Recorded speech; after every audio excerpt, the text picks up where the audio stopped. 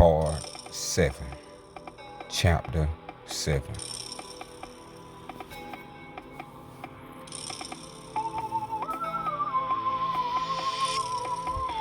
The enlightened one, nude or clad in a patched garment of rags gathered from roads, follows the path which is devoid of virtue and stays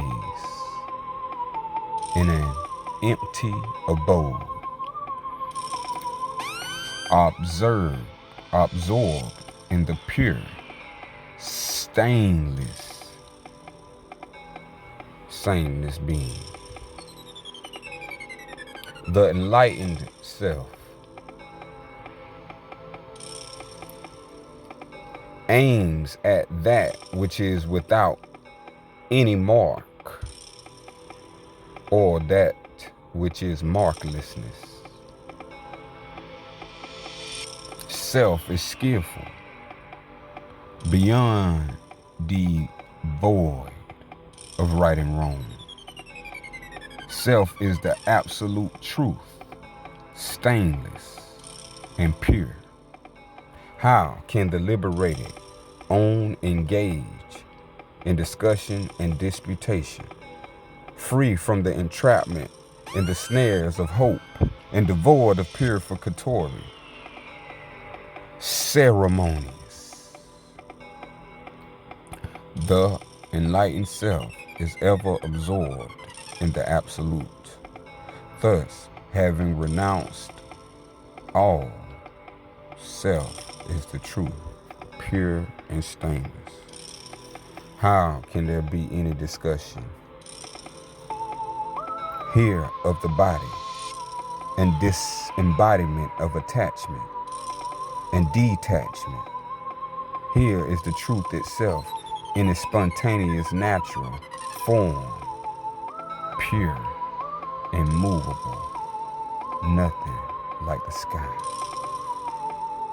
Where the truth is known, how can there be form and formlessness? Where there is the divine, whose form is like the sky, how is perception of an object possible? The divine self is invisible of the form of the sky. It is the truth, pure and stainless.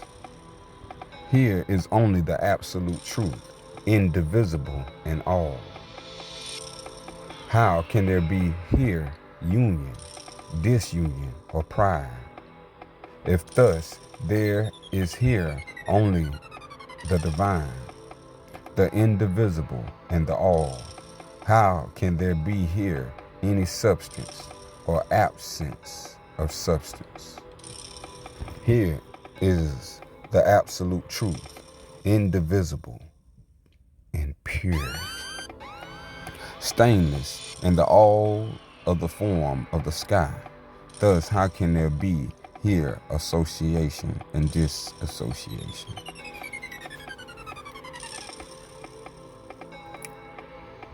The enlightened self is a Sufian, devoid yoga in the absence of yoga. The Sufian is an enjoyer, devoid of enjoyment and absence of enjoyment.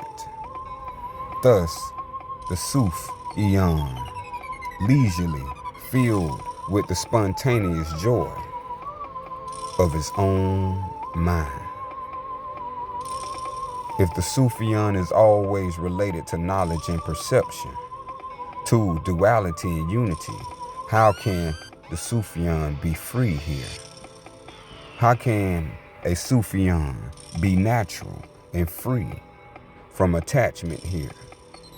The Sufian is the enjoyer of the pure, stainless, and divine being. The self is destruction, devoid of the destroyed and the undestroyed. The self is the auspicious moment devoid of the auspicious and the inauspicious time. Thus, how can there be here substance and the absence of substance? The truth is the same, is of the form of the sky.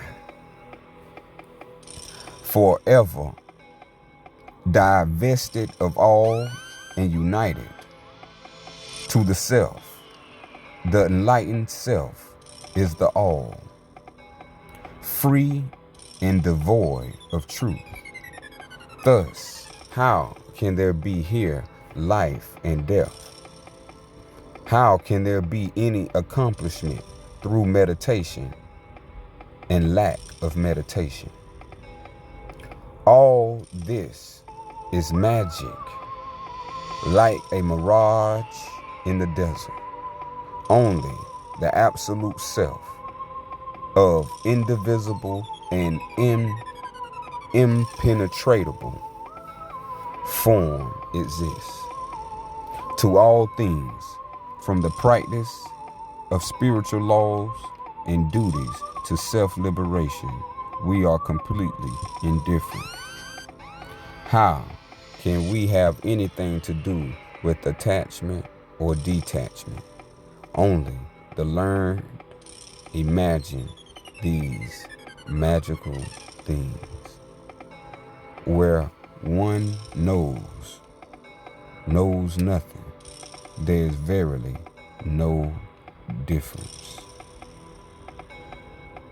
The divine self, pure of thought, absorbed in the wisdom of the divine being, the truth.